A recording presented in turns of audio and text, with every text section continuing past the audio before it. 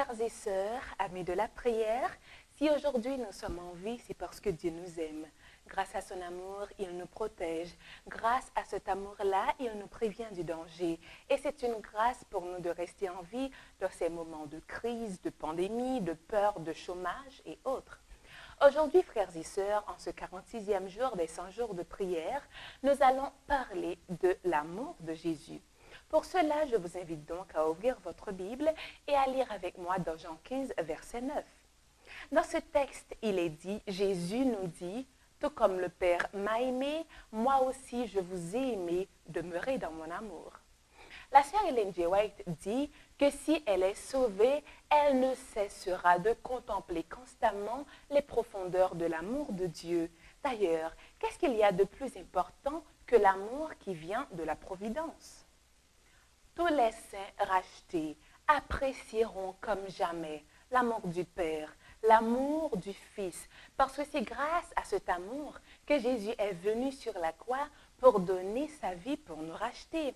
Et les saints pourront alors témoigner et louer le Seigneur à travers des langues immortelles, avec des corps glorifiés, avec des cœurs purifiés, avec des capacités élargies. Nous allons pouvoir donner au Seigneur la louange que lui seul mérite, frères et sœurs.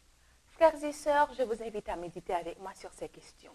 Mais avant, laissez-moi vous dire que Dieu est amour. Il n'y a rien de plus important que l'amour de Dieu.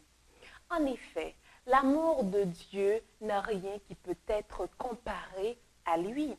Remarquez, frères et sœurs, si Dieu a aimé Jésus autant que Jésus nous aime, à quoi est-ce que nous pouvons nous attendre de plus? Il n'y a rien de comparable à cela. C'est pour cela que je vous invite à demander à Dieu dès aujourd'hui de vous permettre de vivre cet amour parfait, de vous permettre d'explorer la puissance de son amour à chaque détail de votre vie. Nous avons des raisons d'être reconnaissants au Seigneur parce qu'aux États-Unis, selon les nouvelles, nous avons appris que les entreprises, en fait, certaines entreprises commencent à rouvrir leurs portes, ce qui permettra au taux de chômage de diminuer. Les activités rapportant des moyens financiers pourront commencer à reprendre leur course. Que Dieu soit loué pour cela. Nous allons prier le Seigneur parce que le taux de cas des personnes infectées, heureusement, a considérablement diminué par rapport aux prévisions. Donc le Seigneur continue à faire sa course dans notre vie en tant que chrétien et dans la vie de tous ces brebis qui ne sont pas encore au bercail. Que le Seigneur soit loué pour cela, frères et sœurs. Nous allons prier le Seigneur pour les différents projets de construction des églises autant que des écoles. Peut-être que ces projets ne marchent pas à cause de moyens financiers, de personnes disponibles et aptes à aider. Nous allons prier également le Seigneur pour le don sacrificiel et la fidélité de ses enfants dans les dîmes et dans les offrandes. Que Dieu leur permette de trouver des moyens nécessaires pour pouvoir travailler et retourner la dîme au Seigneur. Nous allons continuer à prier, frères et sœurs, pour les habitants de Saint-Vincent et des îles de Grenadine, qui, en plus de la pandémie, sont confrontés à la sécheresse. Nous allons prier le Seigneur pour que le Seigneur permette à la pluie d'arroser ces îles-là. Et enfin, ils pourront trouver satisfaction. Nous allons continuer à prier, frères et sœurs, pour certaines personnes qui sont tourmentées par la peur dans cette crise.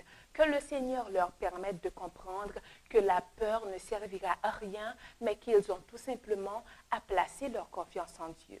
Nous allons continuer à prier le Seigneur, frères et sœurs, parce qu'il y a des gens qui n'arrivent pas à discerner le faux culte des mesures de discipline et de sécurité que le gouvernement nous conjure à appliquer. Nous allons prier le Seigneur de manière à ce qu'il nous accorde, nous, en tant que chrétiens, le discernement pour pouvoir différencier les deux. Frères et sœurs, c'est un impératif pour nous de prier le Seigneur. Prions-le tous les jours.